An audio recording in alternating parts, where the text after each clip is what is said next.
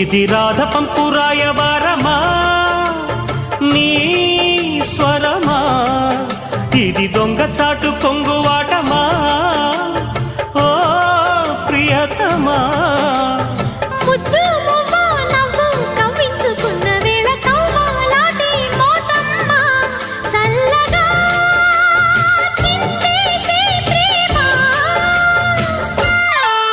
సిరి చందనపు చెక్క లాంటి భామ, నందివర్ధనాల పక్క చేరవమ్మ.